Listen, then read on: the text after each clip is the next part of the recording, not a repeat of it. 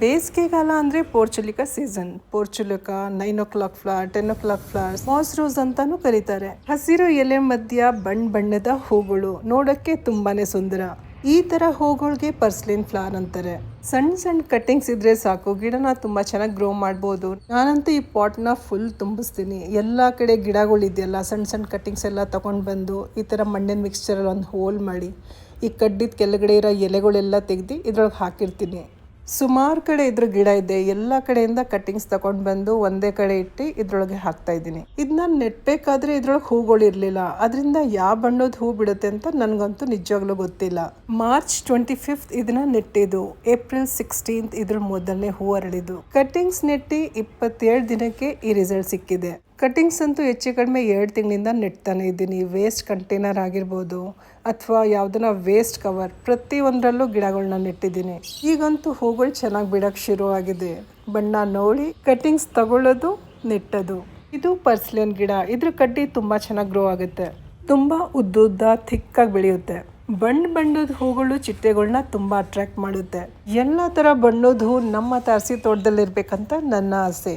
Actually ಎಲ್ಲರಿಗೂ ಆಸೆ ಇದ್ದೇ ಇರುತ್ತೆ. ಬೆಳಗಿನ ತಾರಸಿ ತೋಟಕ್ಕೆ ಬಂದರೆ ಈ ಥರ ಮೊಗ್ಗು ಥರ ನೀವು ನೋಡ್ಬೋದು. ಒಂದಷ್ಟು ಕಟ್ಟಿಂಗ್ಸ್ನ ಕೋಕೋಪೀಟಲ್ಲೂ ನೆಟ್ಟಿದ್ದೀನಿ. ಗಿಡದಲ್ಲಿ ಹೂ ಇದ್ದಾಗೇ ಕಟ್ಟಿಂಗ್ಸ್ ತಗೊಂಡು ನೆಟ್ಟದು.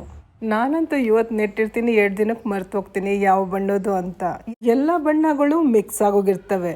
ನನ್ನ ಹತ್ರ ಇರುವಂಥ ಆಲ್ಮೋಸ್ಟ್ ಹೈಬ್ರಿಡ್ ವೆರೈಟಿ ಎಲ್ಲ ಸುಮಾ ಕಿಶನ್ ಫ್ರಮ್ ಲಿಂಗಸೂರ್ ಅವ್ರು ನನಗೆ ಈ ಕಟ್ಟಿಂಗ್ಸ್ ಕೊಟ್ಟಿದ್ದು. ಈ ಬಿಳಿ ಬಣ್ಣದ ಹೂ ಇದೆಯಲ್ಲ, ಇದ್ರ ಕಟ್ಟಿಂಗ್ ಅಂತೂ ಒಂದು ನರ್ಸರಿ ವಿಸಿಟ್ ಮಾಡಿದಾಗ ಅಲ್ಲಿಂದ ತಗೊಂಡು ಬಂದಿದ್ದು. ಹೂವಿನ ಸೈಜ್ ಅಂತೂ ತುಂಬ ದೊಡ್ಡದಾಗಿರುತ್ತೆ.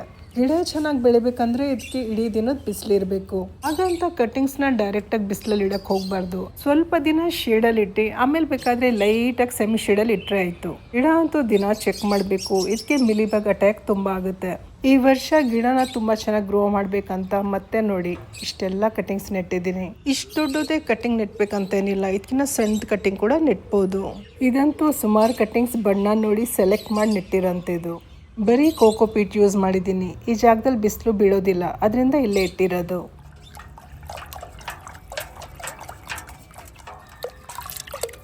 ಲಿಕ್ವಿಡ್ ಫರ್ಟಿಲೈಸರಲ್ಲಿ ಕಿಚನ್ ವೇಸ್ಟ್ ನೀರಿರುತ್ತಲ್ಲ, ಅಕ್ಕಿ ತೊಳೆದಿರೋದು, ಬೇಳೆ ತೊಳೆದಿರೋದು, ಮಜ್ಜಿಗೆ ಮೊಸರು, ಅದನ್ನೇ ಕೊಡೋದು. ವಿಡಿಯೋ ಇಷ್ಟ ಆಗಿದ್ರಲ್ಲಿ ಲೈಕ್ ಮಾಡಿ, ಶೇರ್ ಮಾಡಿ. ಮತ್ತೆ ಸಿಗೋಣ ಇನ್ನೊಂದು ಒಳ್ಳೆ ವಿಡಿಯೋ ಜೊತೆ. ಅಲ್ಲಿವರೆಗೂ ಧನ್ಯವಾದಗಳು. Thank you. ನಮಸ್ಕಾರ.